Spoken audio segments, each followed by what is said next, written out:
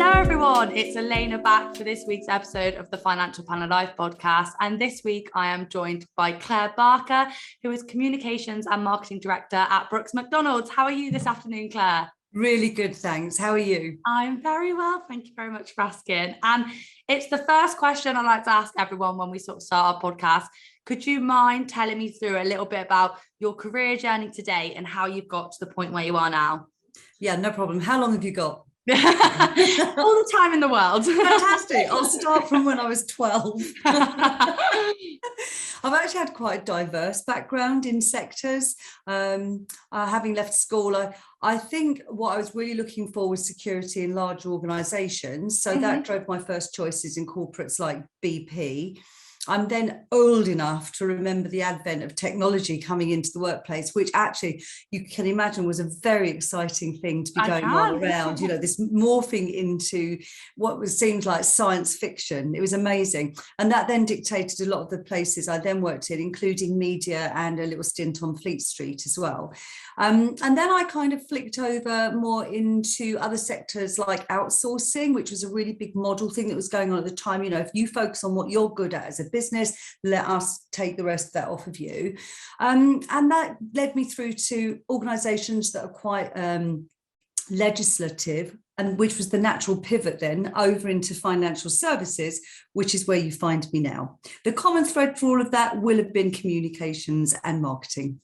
Yeah, fab. So it's very interesting to hear about someone's career journey and how this is your first role, am I right, with sort of within financial planning? That's right. Sector. Yep. What's made you stay? What about the industry has proven to be sort of so exciting that you can now sort of view this as your home for your career? Yeah, such a great question because, financial services does have quite a bit of a negative connotation to it, because of the legacy of greed and mismanagement of people's money, which is the broader comms side of reputation. And that's one of the things that I'm really enjoying, because actually anyone who works in financial services won't recognise themselves within that description. Yeah. It's a really honourable profession to be in.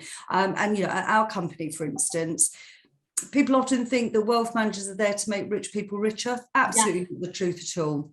It's about helping people have enough money and for security in whatever capacity that might be. The other thing I'm really interested in, I'm sure we'll touch on it later, of course, is the dominance of gender, lack of diversity. Lots of men in the industry, fantastic. Not enough women in the industry, not so fantastic. So there's also a really good opportunity there to start thinking how I can maybe help move that along a little bit. So quite a few challenges that make it a compelling place. Yeah, definitely really interesting. And I think the point that you touch on, which is definitely something that I get about the industry, is it's somewhere where you can really add value, and as you said, wealth managers and I think financial planners have this perception to people outside the industry of just being there to make the rich richer. But as you touched on, it's so many more different facets than that. It's all about supporting your children through university, being able to retire, being able to have that holiday that you've dreamed of for the rest of your life or for all of your life. So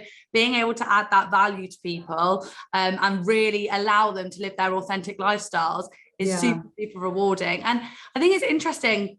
I don't know whether you've got any opinions on this, but you've obviously, as you said previously, you've done loads of different roles, sort of worked within different sectors, but that marketing and communications has been sort of like the thing that's, being, I guess, common between them all. How did you use that to then break into financial planning as an industry? Was it just the opportunity came up and your skill set applied, or did you research the industry before you transitioned into it? And how was that sort of navigating from a different field into financial planning? So communications is my passion. I mean, obviously I love marketing too, otherwise I wouldn't do it. But even underpinning marketing is communications. If you can communicate effectively, then you can break through to your target audience. And so I'm always looking, when I'm looking for a new role, I'm always looking for somewhere that's going to offer me a challenge within communication. So how can I apply my skills? That's what happened here. I found the role, and it was with an agency actually, and it was a really good way that they positioned the role for me. In fact, fact, they almost said financial services was the last thing. But what they talked about was an organisation, that was really keen to make sure that internally and externally they were communicating the right way for the brand to build up reputation and become an employer of choice, all the classic things that you'd expect out of a communications role. When you said it was financial services, I wondered if that might go against me because it is quite a specialist sector.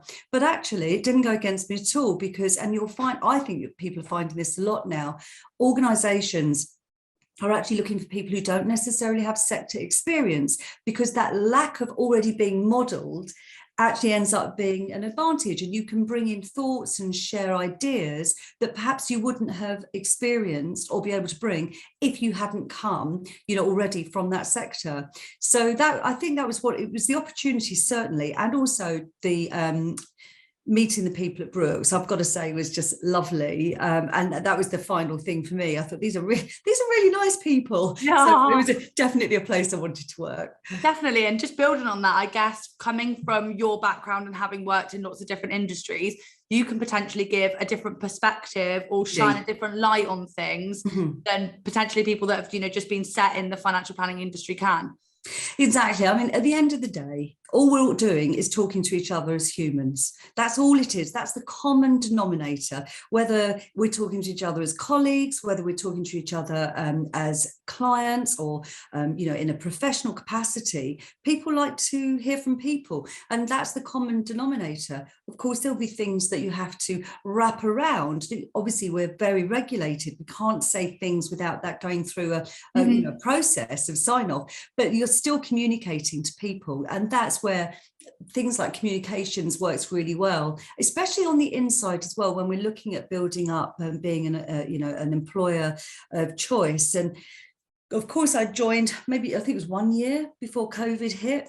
And then that was an amazing exercise certainly in how you keep connected both internally with your employees and externally, to all our advisors and clients that we were working with. So that added on even more of a challenge. But, I think we've all come out really well at the end of that. Definitely. Thankfully. Well, we probably wouldn't be doing this, would we? On Zoom. COVID has changed the landscape of the way that we work in so many different ways. It was a horrible time to go through, but I think it has had a silver lining as such that we can look back on in reflection. But when we talk about your job role as marketing and communications director, you're obviously super passionate about communication, and that definitely transpires through. But it's quite a subjective term, and marketing in itself is subjective. And I guess there'll be lots of people in our audience that don't have a communications director within their firm or someone that sits in that communications role. So do you mind sort of elaborating on what you do and what that role encompasses? Yeah, sure. And obviously I'll talk from my experience within this role that I'm in now, but I think it's also worth saying, especially for people who aren't familiar with marketing and communications, we have it is a blended team. So we've got marketing, which is, basic promotion. It's building up lead generation and helping the guys in distribution be able to go out and sell or raise an awareness of us because we're holding events. And then on the flip side of that are the communications. And that's really almost like the reputation. So making sure that the brand is seen as a reputable, good brand to do business with. So that could be things like PR, but it could be just simple as the trade press that you appear in, or the collateral. Are you, using the right tone of voice? What about your images? You can often give very unwittingly wrong messages out because some of the simple things haven't been picked up on. So that's where I think marketing and communications, for anybody who's kind of creative, it's a really good home for them. And the benefit to the organization that it brings is consistency. So you're an employee of the business, you're going to hear things at a regular interval. That things are going to be put on for you to help you understand maybe things like strategy, to align you to what the group's objectives are. And if you're on the other side and you're pushing communications out to advisors and clients, again, it's that consistency, making sure you're not over promising, really that the things that you're really good at are the things that surface and the things that people talk about. That's what you want to be known for. So it's a very strategic function.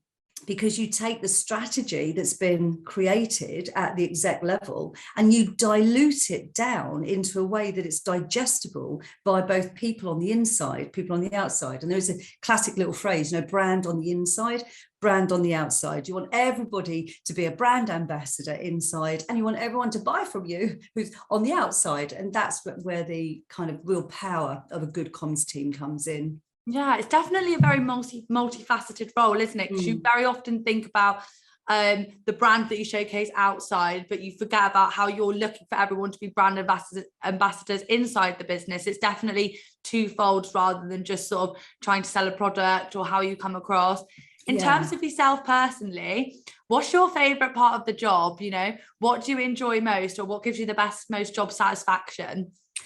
Well, if I'm putting the marketing side on, it's obviously got to be when anything that we've worked on starts to deliver, and that would always be in the terms of seeing business coming in. I mean, there are horrible memes put around from like sales teams where they're getting really excited, saying when marketing recognises a lead.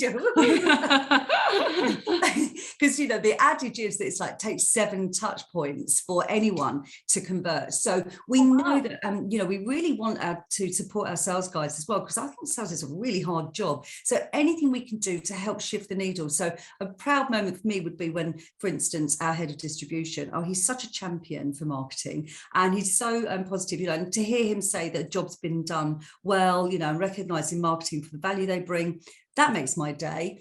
And on the communication side, it could be things like getting organic pickup in tier 1 press, which seems like the Financial Times, or it could be, producing an asset that everybody really wants to have. It downloads really quickly and becomes a kind of like a bestseller, except of course we're not charging.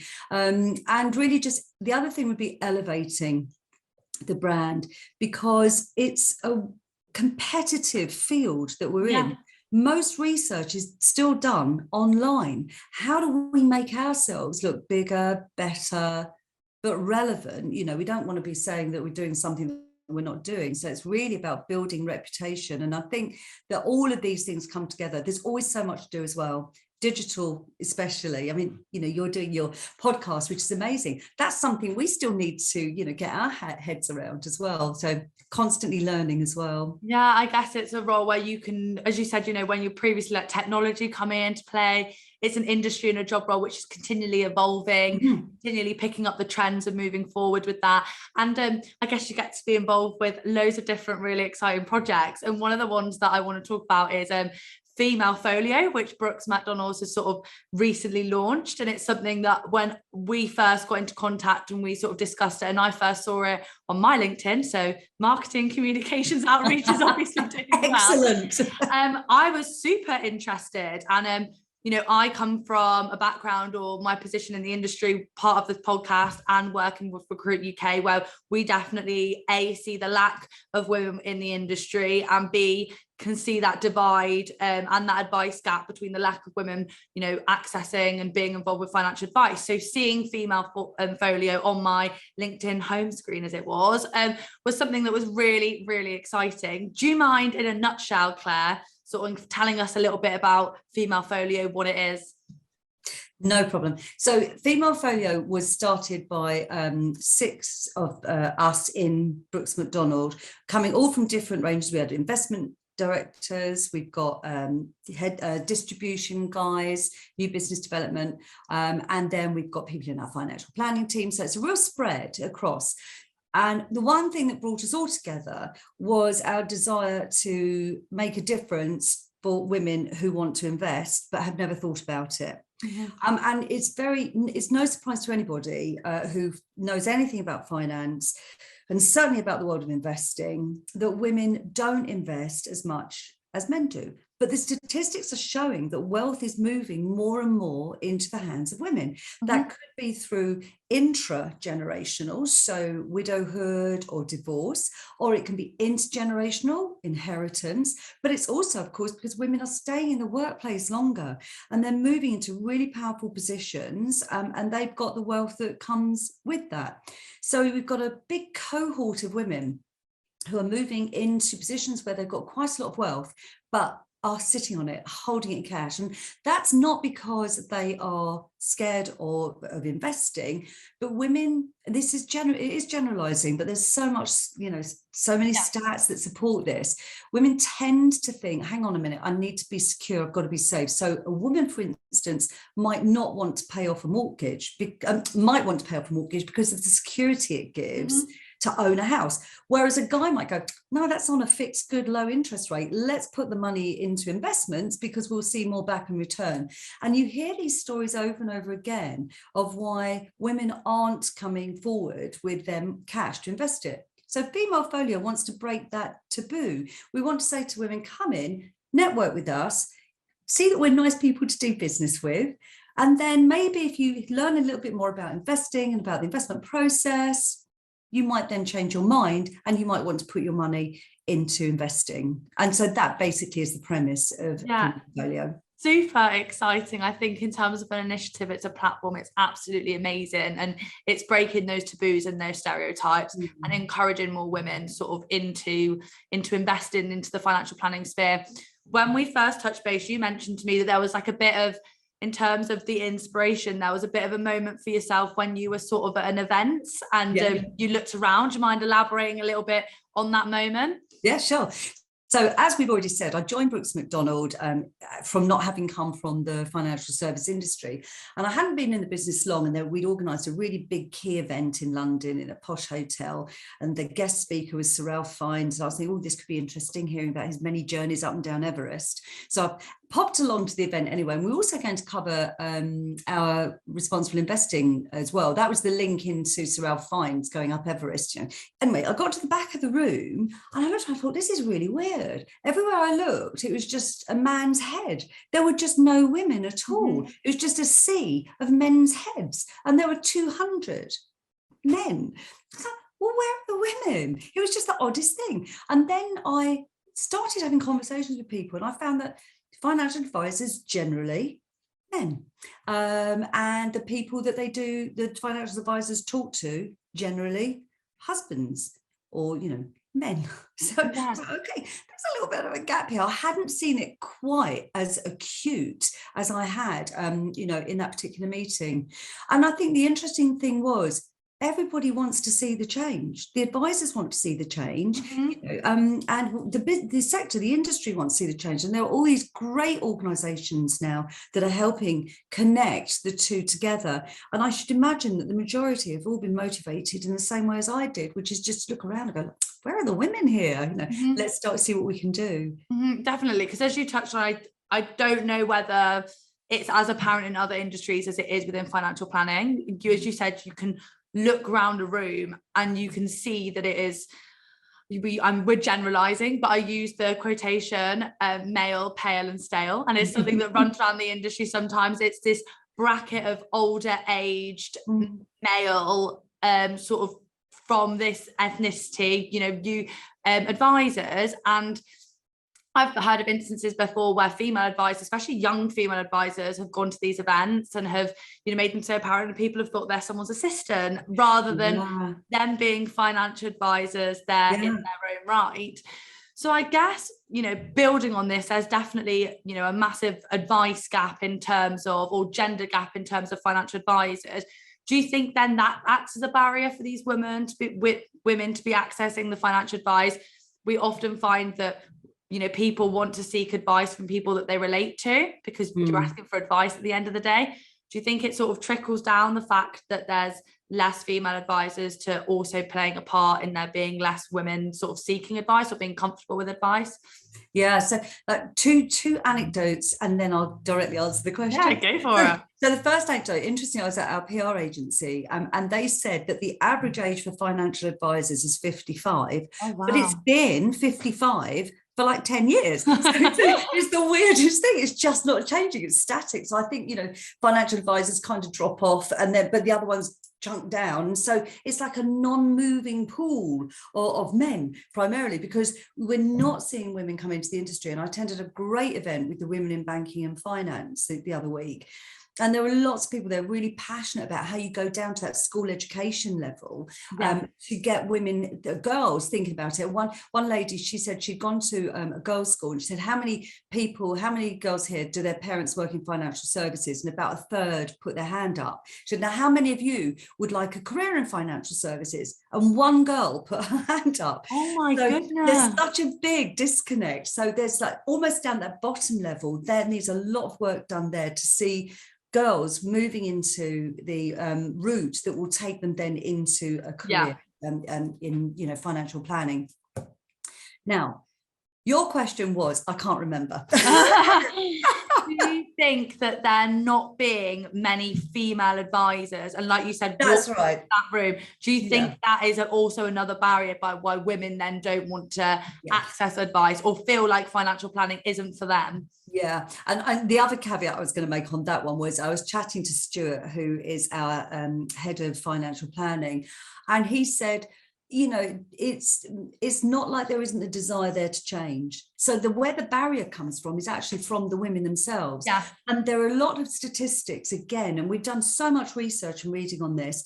So for instance, you might have been, if we take one scenario, you're married, you go to your financial advisor, conventionally, finances will have been discussed with the husband. Yeah. So when the husband then is no longer a part of that partnership, whether it's through widowhood or divorce, and the woman is left with a financial matter to sort out, she doesn't have a relationship with the advisor. It was never built.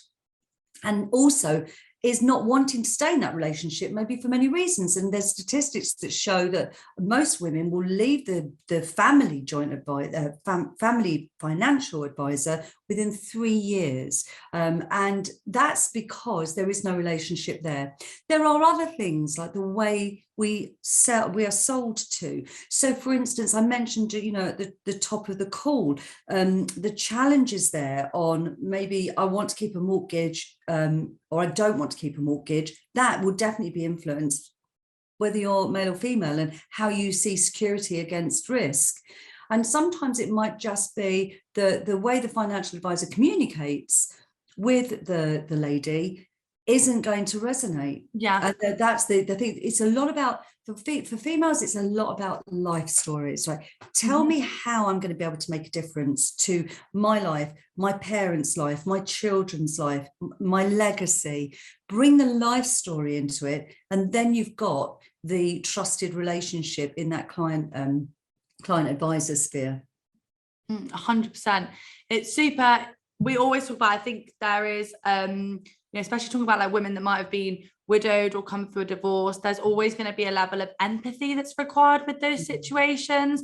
And I think from a female perspective, and again, it's generalizing, I'm not saying that every female wants a female financial advisor, but there is a level of empathy that having someone that can truly relate and to your situation brings. I've spoken to advisors, we've had amazing advisors on the podcast that have gone through those scenarios themselves and then used their own life experiences to actually build on the advice that they give. They're not only providing advice, but a shoulder to cry on. I think that's what I mean. There's so many different facets in the element of providing advice to women that women don't they need someone with those characteristics and someone from their own gender. Giving them the choice, isn't it? Because, there's so many guys, that I'm working with now. I think they're absolutely lovely. And I think if I had a challenge, because I know them, I would go to them and say, help me. And if I, won the lottery and got loads of money, I wouldn't be looking any further than Brooks, the guy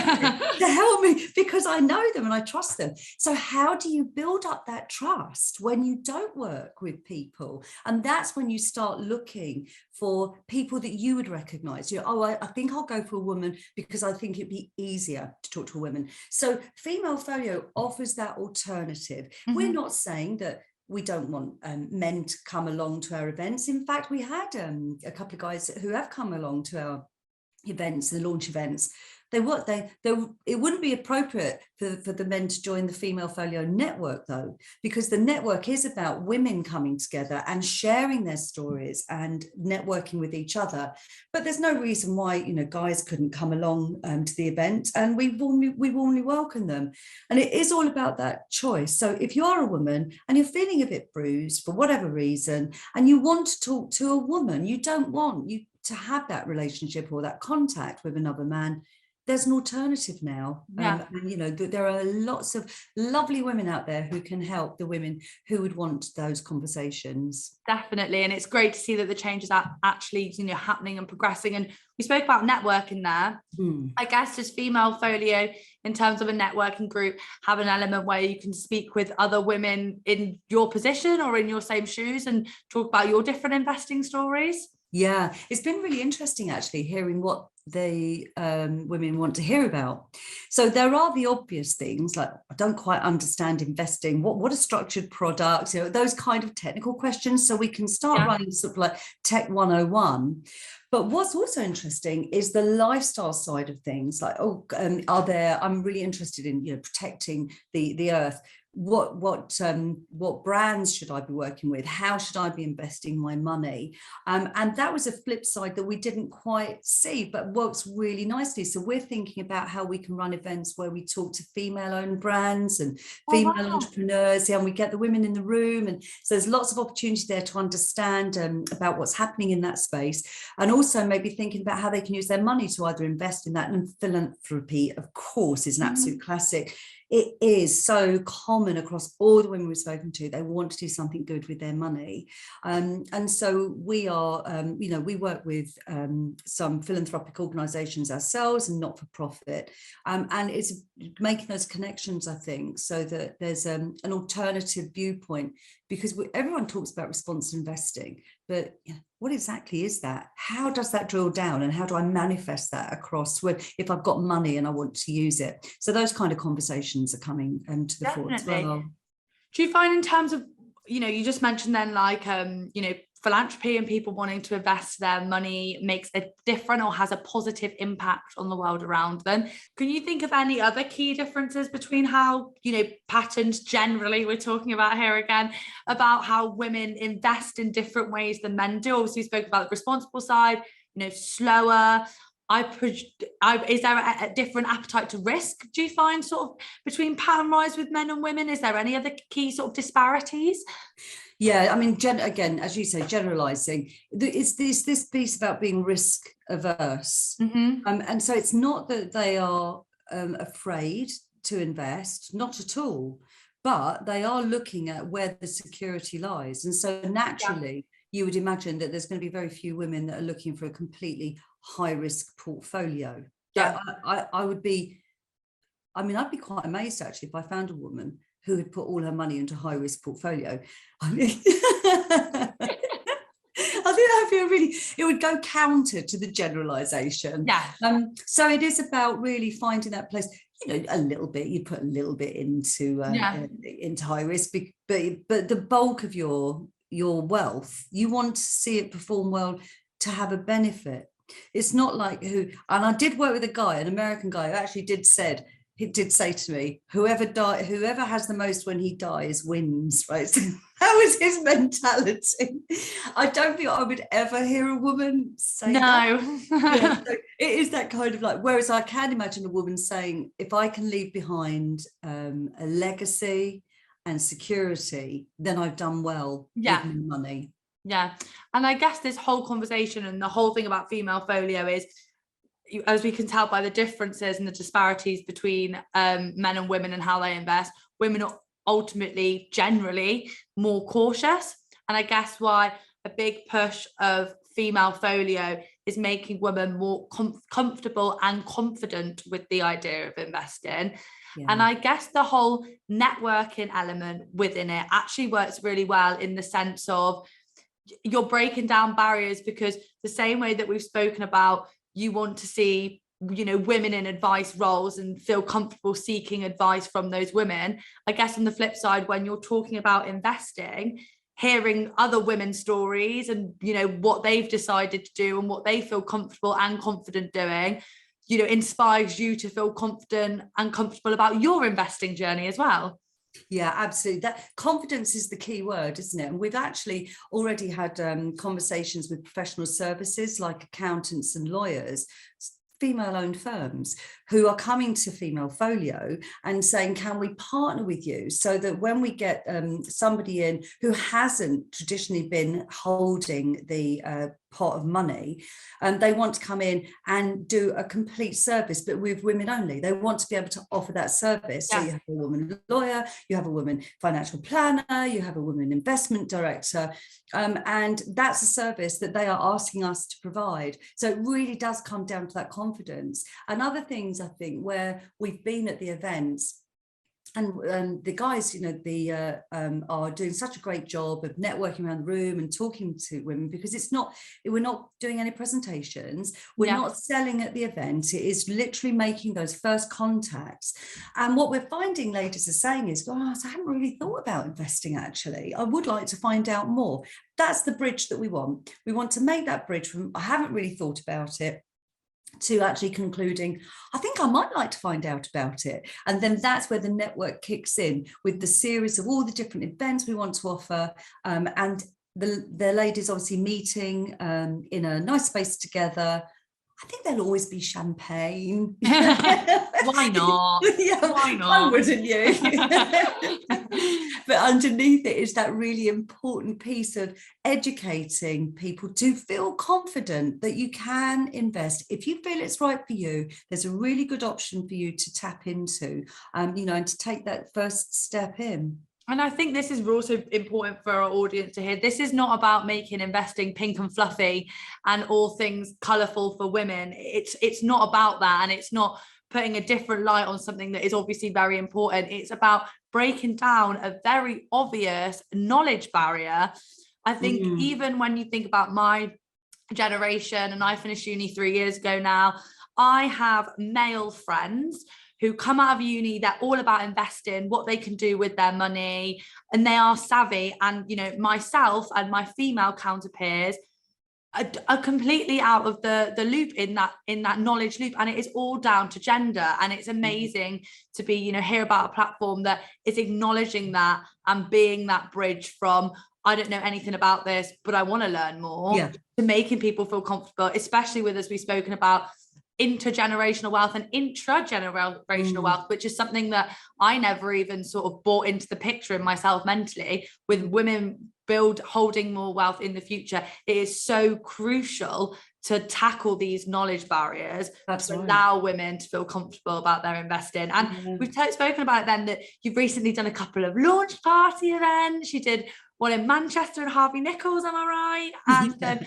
your latest one was in Jersey, like a couple of weeks ago. So how have these all gone for you so far? What's been the reception? Yeah, it's been really good, actually. We were cautioned by the lovely Anna Lane, who heads up the Wisdom Council, that any event that you run for women, you must expect a high dropout rate, because women often have the caring responsibilities and will get called in at the last minute. So ordinarily, when you run an event, you expect a dropout rate of 20%. So we thought we'd better up it to 50%, because that seemed about right. And even allowing for that, we still had a great turnout. So I think in our London event, it was actually a 46% dropout rate, but we'd been so oversubscribed that we still smashed the target of how many people we wanted to come along. Manchester kind of broke even, but Jersey was a runaway success. Oh, really? Yeah, that was amazing, because we thought we would get a 50% dropout rate. We only had 20%, and there'd been so many people had signed up for it. Now, of course, Jersey is its own unique little climate going on there. And, you know, there's the word of mouth that really propels good initiatives around the island. But nevertheless, the common denominator across all of the places we've run the event so far, there's two things really. The first thing is can't wait to find out more. So we've got a real job on our hands now. We have a really good calendar. And then the other thing, which you mentioned earlier about being pink and fluffy, I think that's really important to note, that it was really hard coming up with a female brand that wasn't pink and fluffy. And I really must doff my cap to the lovely agency Moorish that we worked with. In fact, they gave us an account manager called Simon. I was like, okay, he's not a female. I'm not quite sure how this is going to work for us. But, you know, he has been absolutely terrific. And he really grasped what we were trying to do. And then when they presented the brand back for us, and I really hope people go on and look at femalefolio.com because it's got the link somewhere. I got it in. It's got all the branding on it. And they've come up with this beautiful concept of kind of Liberty style floral prints or William Morris. So it's very inoffensive. There's no representative, you know, it doesn't have old or young, black or white, family or no family. It's just these beautiful floral images that work really, really well. And at the events, we had them animated, so the flowers would open up. Beautiful. The kind of little things, you know, that ladies will notice, and we did. And for men, I'm afraid to say, I don't think many men noticed our animating flowers. You know? And I guess that's the difference with women putting on events, you know, for women. But no, they landed really well. Thanks for asking. And we're really genuinely excited about, you know, seeing it go on now from strength to strength. And do you think the key importance of you doing these events is actually getting people in a room speaking to each other? Is that like the main mission of them? Or what would you say are sort of the reasons why you believe putting on a launch party and an in-person event is important? I think it's because it was the launch. Yeah. You see, trying to tell people what your vision is over social platforms is going to be limited because there's been no human connection, which actually is where we first started talking, wasn't it? About, yes, you know, that connecting with humans. And I think when the ladies have come through and they can just see that we're not in there for the hard sell, we are in there for the education. And we really want to talk to them and make them feel like that it's an open platform and that there's more to come. That engagement side works really, really well. We do recognise, though, that the next level will have to include a lot of social because, again, audience can be very, very busy. Mm-hmm. And so we need to make sure we've got the platforms ready. So we know we can see huge engagement on Instagram, Facebook, a lot of channels that actually I wouldn't use in the business world for Brooks Mcdonald. You know, Brooks Mcdonald has a great following on LinkedIn. I'm not sure it would translate so well over onto Instagram at all. It's not the right demographic. Whereas for the Female Folio demographic, they can't consume enough and we can't produce enough content on there, you know, getting the likes and the shares in. And yeah, we had the real Jersey housewives came to the event in Jersey. That was interesting. And then they liked our event. And so we went a little bit viral. Oh, I love it. It's all about spreading the know-how, isn't it? And, you know, building on everything that we've said in this conversation, there is something about having a face-to-face event and being able to soak in that knowledge, not virtually or just consuming that content, but actually, you know, being part of the story in your own way that really allows sort of your message to transpire across. And I think one thing that you touched on then that I think is also really, you know, beautiful about this whole Female Folio is it's not a hard sell. You know, these events aren't going in and being like, right, I'm going to sit you down with an investment manager and you're going to tell them all about your money and blah, blah, blah. It's about adding value to women's lives and opening a conversation and breaking down barriers. And at the end of that, if they feel comfortable and confident in investing and want to use Brooks Mcdonald services, that's the cherry on top, but not the whole cake. Exactly. And I think that's what's really beautiful is that it is ultimately, you know, from a business perspective, there to sort of bring you a level of income. But on the flip side of this, I think the thing that I see from an outside perspective is that it's there as a tool to help women, which I think is really powerful. Yeah, definitely. I mean, obviously we hope they will want to invest because we genuinely believe over a 5 to 10 year period that they're likely to be in a better place. And obviously we would hope that they would want to talk to us and do business with us. But neither of those reasons are the reasons why Female Folio exists. It does exist to connect women to education, women who, you know, from where you were saying in your generation of coming out of university, well, let's go right all the way up now to women on the C-suite. There's a big knowledge gap. Yeah, massive, and that's been proven. So that the need is there, and if we do nothing else other than make it possible for women to know that investing can be done, then Female Folio has, you know, achieved its mission, which is to get that education across. Yeah, definitely. And I think there's something really, you know, lovely, as I said, that it's not about necessarily like a hard sell. Do you think, and, you know, we mentioned this previously, that, you know, you step into a room with all these males advisors and they see the problem and they acknowledge it and want to see the change. And from a recruitment perspective, when I speak to clients and I start working a financial planning role, they're very often like, if we can find a female, that's what the team needs, we'd love that.